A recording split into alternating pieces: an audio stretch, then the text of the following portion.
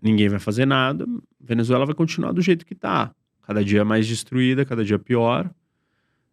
E esse é o processo natural. E a questão da Guiana, que falava... Teve uma época que a imprensa só falava nisso. Que ia estourar uma guerra, que a Venezuela ia entrar e o Brasil ia ter que tomar partido. Mas não vejo mais essas notícias. Vai depender do que acontecer com o eixo das ditaduras, né? Com os outros conflitos. Pode ter certeza que a Venezuela só começou a falar disso quando ela percebeu que todo mundo podia fazer guerra em qualquer canto do mundo e que não acontecia nada. Isso porque os Estados Unidos e a Europa também, os países principais da Europa, estão quietos, né? Porque todos os países permitiram, de muitas maneiras, que não quiseram derrotar o Putin e o Irã completamente. Os Estados Unidos não quis, com Trump, com Biden, e vamos ver se vai querer com Trump, derrotar a Rússia, derrotar o Irã, derrotar a China. Não quiseram. E aí a Venezuela olha e chega a qual conclusão? Tá muito fácil, eu vou fazer a minha festa aqui. Deixa eu fazer alguma coisa, já que tá tudo liberado. Exato. E aí ela começou a flertar com isso. E aí os Estados Unidos mandou um naviozinho ali, minúsculo, ali do lado. Aí a Venezuela deu uma recuada, tal, tá quieta, teve o problema da eleição. Mas vamos esperar, porque se os outros países saírem fortalecidos, certamente a Venezuela vai resgatar essa história. Ou seja, a história da guerra não acabou, tá só adormecida. Só adormecida, vai depender do que acontece dentro da Venezuela e o que acontece no mundo. Se a Venezuela começar a perceber que os outros países começam a se dar mal nos seus conflitos, ela não vai ter estômago e coragem de se aventurar nisso. Então, você percebe que quando eu falo dessas coisas, o que acontece na Ucrânia não é na Ucrânia. Ele tem um efeito dominó e respinga em todos os outros países, em todos os outros conflitos, em todas as outras ambições de ditadores ao redor do mundo. Todos eles se sentem fortalecidos, encorajados a tirar uma casquinha, buscar alguma coisa que eles também queriam. Eles só entendem uma linguagem, a linguagem da força, da firmeza. Da ditadura, da imposição, né, professor? Então, a linguagem da força e da firmeza não é falar grosso. É simplesmente você falar assim, enquanto eu for presidente, você não vai conquistar nada do que você quer. E a gente colocando os conflitos de lado, Oriente Médio e Rússia e Ucrânia, se a gente pudesse falar qual está mais próximo do fim, de ter uma solução, qual seria, professor? Do fim nenhum deles. Ambos devem perdurar ainda um bom tempo. Nós vamos ter congelamentos provável de alguns deles. Qual mais próximo, talvez? Acho que a Ucrânia é o que parece mais imediato. Israel ainda tem que alcançar alguns objetivos. Porque aí ninguém vai botar freio. Espero que o Trump não coloque freio e que Israel possa, então, alcançar os seus objetivos para resolver a questão do Hamas de uma vez por todas e o Hezbollah. O Irã, Israel não vai resolver sozinho. Não tem poder para isso? Não. Para resolver isso, precisa os Estados Unidos assinar embaixo. Os Estados Unidos precisa querer. Quando você fala assinar embaixo, os Estados Unidos precisa mandar apoio militar, apoio militar, político e tecnologia, armamento. Não, ele tá preparado e falar assim, se isso desencadear uma guerra, pode ir. Tem que virar para Israel e falar assim, pode fazer. Porque se for sozinho, quando ele falar pode fazer, ele é corresponsável. Sim, eu tô por trás de você. Isso, eu tô dizendo que, tá bom, você não me enganou, eu não vou te abandonar, eu deixei você fazer, eu sei quais são as consequências de você fazer. Mas não fazer tem consequências ainda maiores. E nós estamos chegando nesse momento. Talvez o que o Trump diz, ele possa ter mudado de ideia e permitir que Israel faça o ataque. Acho que Israel tem altas chances de resolver a questão com Hamas, se, enfim, continuar, né, fazendo o que está fazendo, vai chegar uma hora que vai conseguir. Contra o Hezbollah é mais difícil, porque o Irã não vai permitir que acabe por completo. E aí você tem que entrar num conflito dentro do Líbano, é uma guerra mais delicada. E isso também não vai acontecer. Então, aquele conflito será congelado. E não é que o de Gaza também foi resolvido de vez. Ele, de muitas maneiras, estará congelado, talvez por um tempo maior, sem a existência do Hamas. Mas dependendo de quem for administrar Gaza, nada impede o surgimento ou o ressurgimento do Hamas ou o surgimento de uma nova organização terrorista lá dentro. As condições são muito propícias para isso. Baixo desenvolvimento, muito fanatismo religioso, muita desordem, nenhuma perspectiva, muito rancor, um acúmulo de coisas, muita ideologia, muita lavagem cerebral, um acúmulo de coisas que são todas favoráveis para que continue funcionando do mesmo jeito.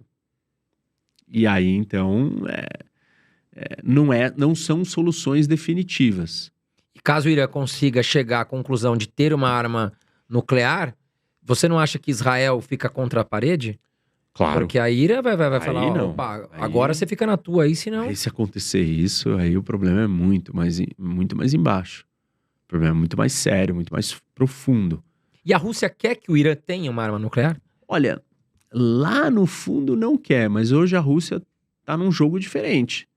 A Rússia também não quer depender da China, mas ela tá cada vez mais. A Rússia tá num lugar que ela perdeu algumas escolhas porque ela tá buscando os objetivos que está buscando. Então, a gente não pode mais avaliar do mesmo jeito que a gente avaliava 10 anos atrás. Há 10 anos atrás, a Rússia não queria. Hoje, a Rússia vai olhar e falar assim, bom, entre eu ter que ficar lidando com o Ocidente sozinho, talvez se o Irã tiver uma bomba atômica, os Estados Unidos vai ter que se voltar para o Oriente Médio e vai me largar ali sozinho ou livre na Europa. Então não é de todo mal. Então tem raciocínios hoje que a China e a Rússia aceitariam, né, ou até ganhariam com o Irã atômico. Tem cenários que podem ser positivos para os dois. O problema hoje da região é o Irã. O Irã, sim, Ele é uma ameaça, no caso. vive numa lógica antiquada, antepassada. E com poder. Isso, focado nessas coisas de destruir, dominar, fundamentalismo religioso. Mas o Irã ele é financiado por quem, professor? Porque Por a ele economia mesmo. do Irã não... Petróleo, Ah, tá. grandes reservas de petróleo. Então é a questão do Que petróleo. vende para quem? Para a China. E a China sustenta todo o modelo socialista comunista através disso, né? Isso, sustenta todos esses países comprando o petróleo deles. Sim. Então, é uma simbiose, né? Tem um auxílio mútuo, uma codependência de todos eles. Estão todos em conjunto, todos ali trabalhando junto. Por isso que o Ocidente tem que Tem que se opor, porque eles estão unidos. fazer alguma coisa. Desse lado aqui, a gente não tá unido. Não. A gente tá abandonando nossos aliados que estão em conflito. E não que são se coisas, virem. são coisas bem, bem distintas. Assim, bem, bem gritantes, né? É bem gritante essa aliança deles. Sim, tá bem claro. E a desunião do Ocidente é bem gritante. O Ocidente nunca esteve tão desunido. Preocupante isso. E o eixo das ditaduras, a criação desse eixo que nem existia, nunca chegou nesse ponto. Então nós temos todas as condições análogas ao que aconteceu numa Segunda Guerra, por exemplo. Sim. Então estamos à beira de uma terceira guerra mundial, sem dúvidas, né, professor? Para mim, é um movimento, é uma questão de tempo. Sempre digo isso. Uma questão de tempo. A primeira pecinha no tabuleiro que se mexer de forma... Existem jeitos da gente não ter a terceira guerra mundial? Existe. Um dos lados entregar o trono para o outro, Sim. ou um dos lados colapsar sozinho. São os únicos dois jeitos. Ou você sucumbe. Nenhum Fala, dos tá dois bom. jeitos tem solução. Nos dias de hoje. Sucumbir, eu não acho que é uma boa. Não vai ter guerra. Mas você ser governado pelo modelo chinês, eu acho que é igual destruição. Vamos perder a liberdade. Que a gente lutou tanto pra conquistar na Segunda Guerra Mundial. O segundo é o colapso interno ou do lado do Ocidente ou do lado do eixo das ditaduras. Não me parece que nem o Ocidente vai colapsar e nem o eixo das ditaduras. Então, só sobra uma alternativa que é Conflito. conflito. Não tem jeito. Assim, o jeito é você vencer o conflito, já que ele vai Sim. acontecer. E agora vai depender muito do que Donald Trump vai trazer aqui pra nós, né, professor? O que ele vai fazer e como que ele vai conduzir. Existe uma grande diferença no que o Trump faz e fala. Sim. Então a gente nunca sabe o que é real. E assim, se ele não fizer, é ótimo. Eu gostei muito de duas das indicações que ele fez até agora, tanto para o secretário de Estado, que é o Marco Rubio, que é o senador da Flórida, quanto para o National Security Advisor, que é o Waltz. Essas duas figuras, eles representam uma ideia republicana clássica de força, de querer se impor, que é a linguagem de como o mundo funciona. Uhum. E o Trump, e não a linguagem isolacionista. Esses caras não são isolacionistas, esses dois. Ponto é, eles não são a única voz lá dentro. As vozes isolacionistas são muito grandes e muito estridentes. E precisa ver se eles vão conseguir permanecer no cargo por tempo suficiente. Quando eles começarem a querer conduzir as coisas para um lado e a mente do Trump ou os ouvidos do Trump tiverem sido conduzidos por outras vozes, talvez eles possam perder o emprego. Sim. E aí vai ser ruim. Mas eu fiquei satisfeito e eu acho que são figuras firmes e fortes que não vão aceitar que os Estados Unidos entreguem as coisas. Entendi. Então, é positivo. Não são todas as figuras que estão lá dentro que têm essa mentalidade ou essa visão de mundo. Tem vários outros que têm uma visão contrária, uma visão isolacionista. A pior coisa que pode acontecer para os Estados Unidos e para o mundo, no contexto do mundo atual, é ser isolacionista. Isso não vai funcionar. Sim. Donald Trump vai ter que mudar um pouquinho aí a cabeça dele para que possa. Ele não pode vender isso para a população. Se ele vender, a população vai comprar. Sim. Porque a população média não entende, não tem um conhecimento aprofundado de como funciona um jogo de poder dessa escala e nesse nível. Sim. Ela não entende que a economia americana é o que é, porque os Estados Unidos comandam e conduzem o mundo. Sim. Ela não entende que o dólar é o que é, porque os Estados Unidos têm esse papel geopolítico de destaque. As pessoas comuns, médias, elas não são familiarizadas nisso. Que nem se virar para uma pessoa e fala assim, você acha que eu devo operar ou não? Você tem que consultar um médico. Sim. As pessoas acham que qualquer assunto, elas são especialistas, que assim, elas têm opinião e é tudo opinativo. Isso não é opinativo. Isso é análise, é história, é conhecimento. Existem teorias, existem estudos, existem dados empíricos. Então, isso não é uma opinião, uma mera opinião. São análises de pessoas que vivem, respiram isso dia e noite, que falam, não faça isso. Se você perguntar para a população em aberto, você quer ir para a guerra lá contra o outro? Ninguém vai falar que quer. Claro que não. Todo mundo vai falar não. Porque é compreensível que se fale não. Sim.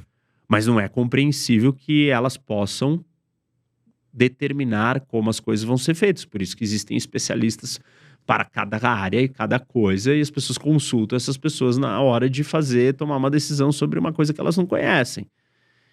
E, infelizmente, a democracia é sujeita a essa condução popularesca. E ela é perigosa num momento como esse. Porque a gente já assistiu isso acontecendo na história. Sim. O isolacionismo já foi o que causou guerra mundial.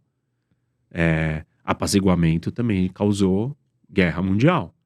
São as duas mesmas forças que estão de volta. Dentre outras, né? Porque os 4 cavaleiros do Apocalipse aí, nativismo, né, que seria um nacionalismo, isolacionismo, protecionismo e fugiu o quarto aqui. Enfim, dessas forças todas existem populismo, quarto. Todas estão presentes. Populismo está super presente, isolacionismo voltou, protecionismo está de volta, e o nativismo, que é o nacionalismo, ou o olhar para dentro, né? Essa coisa tribal que tá ligada com o isolacionismo, todas meio que se conversam. Sim. Elas estão super presentes e elas produzem resultados que nós já sabemos quais são. Não é uma novidade. Veremos. Mas aí professor. as pessoas precisam estudar história. Verdade.